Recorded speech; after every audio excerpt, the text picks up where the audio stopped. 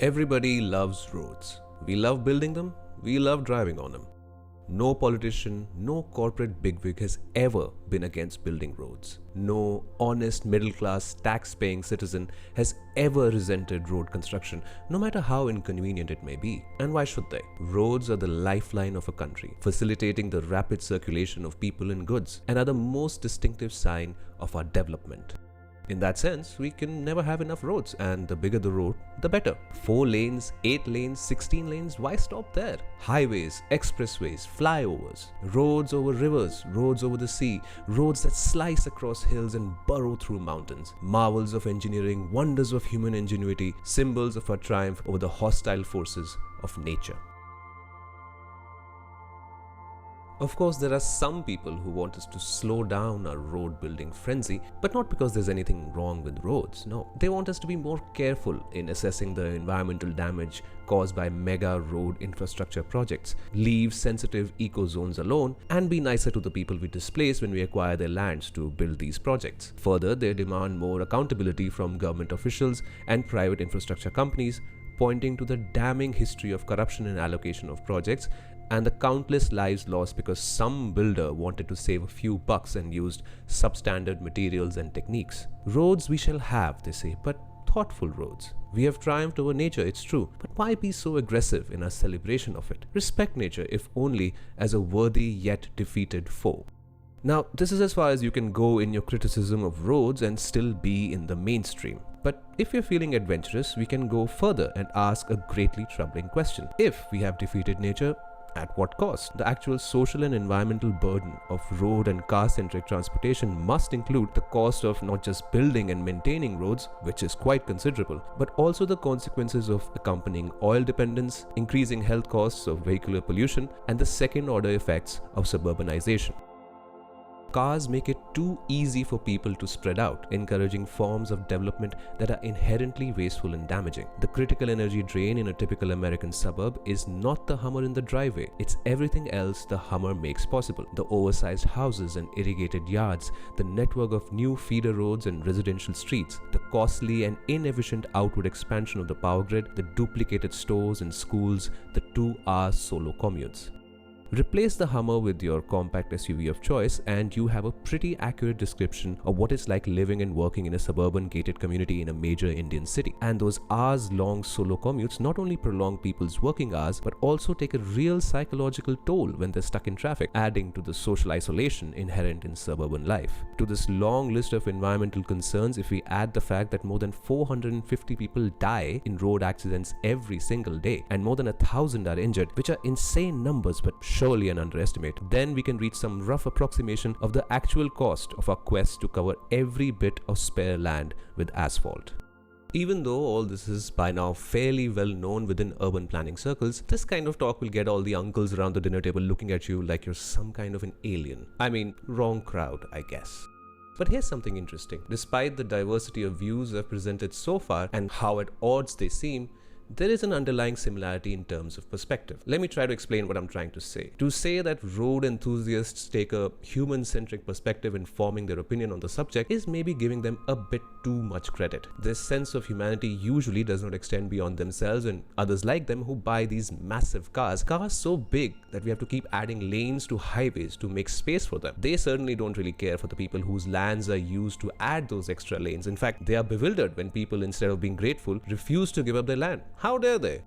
A very narrow sense of humanity it is, but okay, it is a kind of human-centric perspective. However, even if I'm skeptical about roads because of their massive environmental costs or corruption or any of the other objections I mentioned above, I feel like I'm still approaching things from a human-centric perspective. Sure, the sense of humanity is much enlarged compared to the enthusiasts, but my opposition is rooted in the notion of human good. Collective, but still human good. I don't think there's anything wrong with this kind of thinking. I also think like this, and it's good for designing more hospitable cities and reducing air pollution and looking at the bigger picture, transitioning to a more sustainable lifestyle.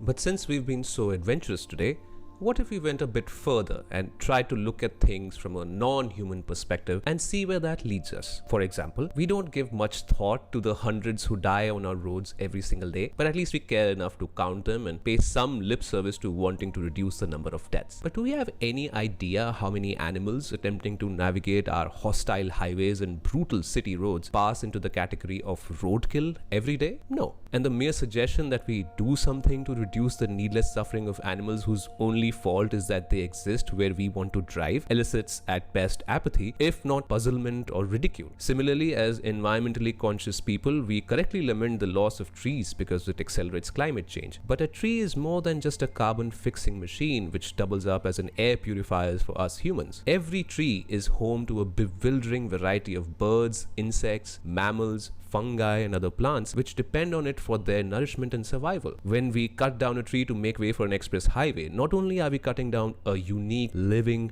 breathing individual which emerged through a process of evolutionary diversification that began eons before human beings were even a thing. Not only are we committing that atrocity, but on top of that we are kicking in the face of every living creature that depends upon that tree. Creatures that are no less unique and beautiful than the tree itself. All that life, all that diversity wiped out, and the death and destruction ripple outward throughout the ecosystem. When we zip down the highway at top speed in our air-conditioned SUVs and we gaze carelessly out the window, does it ever occur to us that we might be driving over a graveyard?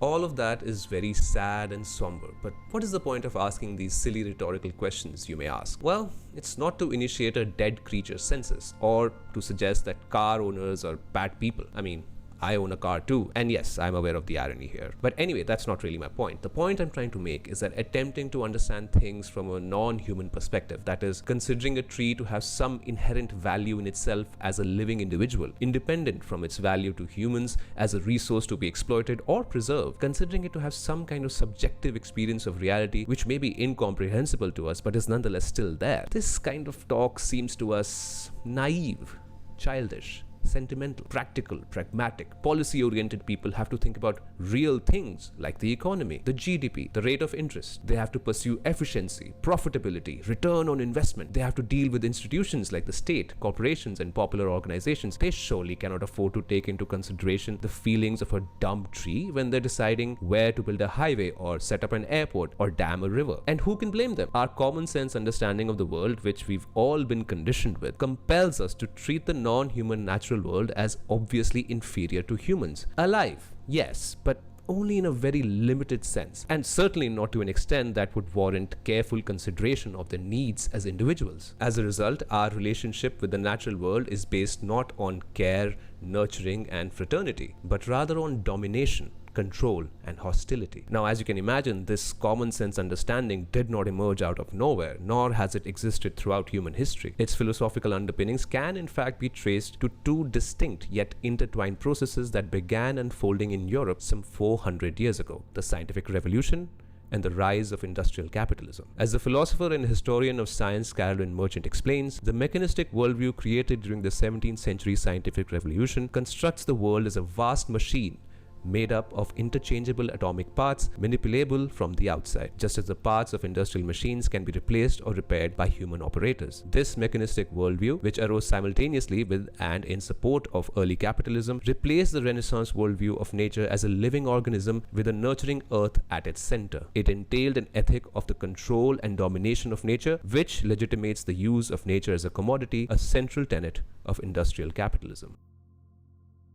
The goal of radical ecology, which is what I will be talking about throughout this video series, is to challenge, firstly, the mechanistic view of the universe that creates a hierarchical distinction between human and non-human nature, and secondly, the capitalist ethic which utilizes this distinction to justify the commodification and exploitation of the natural world in the service of profit. The varied and diverse schools of thought that fall under radical ecology attempt in their own ways to transcend this distinction, to make us humans feel embedded within the natural world instead of lording over it, and to ultimately undermine those institutions which under the guise of progress have led us to social and ecological breakdown. The purpose of this approach, for me at least, is not to completely shun mainstream environmentalism, but rather to provide a framework to go beyond it. Institutions of state and private capital have convinced us all that not only are they indispensable in the fight against climate change, but that our survival as a society is unimaginable without them. In my opinion, The truth is the exact opposite. It is these institutions that are a major cause of our problems and the biggest hindrance to finding a lasting solution. As the poet Gary Snyder writes, it is difficult to see when one has been raised under it that it is the state itself which is inherently greedy, destabilizing, entropic, disorderly, and illegitimate. Murray Bookchin, one of the major figures in the field of social ecology, points to something similar when he writes that the very notion of the domination of nature by man, and it is man, stems from the very real domination of human by human. The implication obviously is that for humans to truly live in harmony with non-human nature, we should dismantle the institutions which enable the domination of human by human. These include not just the combined, centralized, hierarchical, administrative, and security apparatus of the modern nation state and globalized private capital, but also their allied regressive social institutions: patriarchy, casteism, racism, heteronormativity, ableism, and so on. Radical ecology holds the potential to help us get rid of the ideological blinkers imposed by these institutions, to see the world with fresh eyes, and perhaps imagine a very different future from the grim one we seem to be heading towards.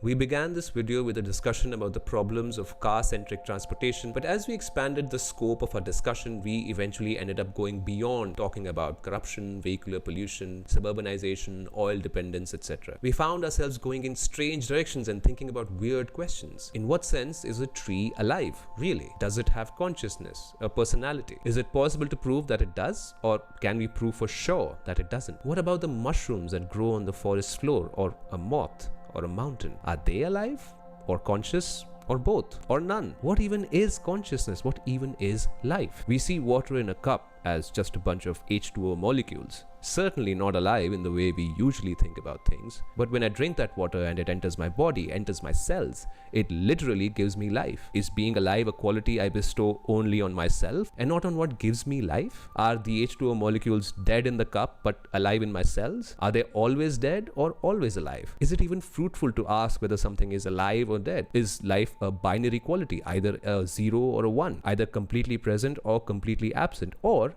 is it a spectrum, a continuum?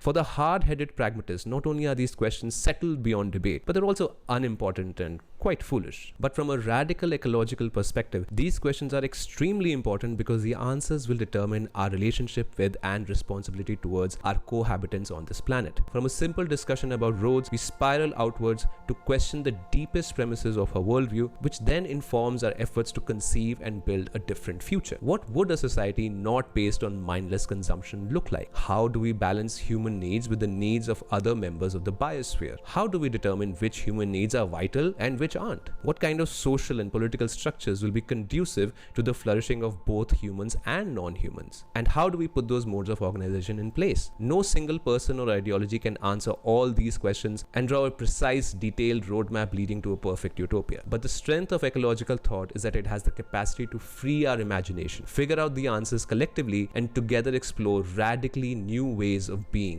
in the world. In the process, we may find that not being perpetually at war with the external world is actually not that bad for ourselves too. The violence we inflict on the world haunts us in the form of depression, anxiety, loneliness, hopelessness, and nihilism. Seizing that violence, realizing our interconnectedness with the rest of creation may help with that. Although once again, it's not like doing that is going to make us all perfect angels. The tendency of humans to be jealous, greedy, aggressive, self-centered pieces of shit are naughty sides, so to speak, what the philosopher Alan Watts called the element of irreducible rascality. It has and probably will continue to exist in all forms of social organization. The hope is that we could all be naughty in less destructive ways and at the very least not make the naughtiest of us in charge of running the world.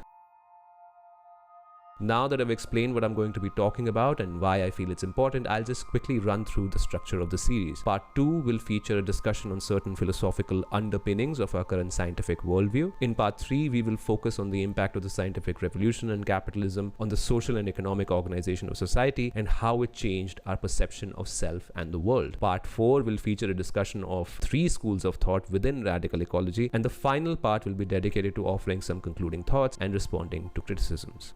Finally, please remember that this is only an introductory foray into quite a deep subject. I don't have the knowledge or the time to cover it in a comprehensive manner, so my goal is to provide a jumping off point for people who are interested so they can explore this on their own.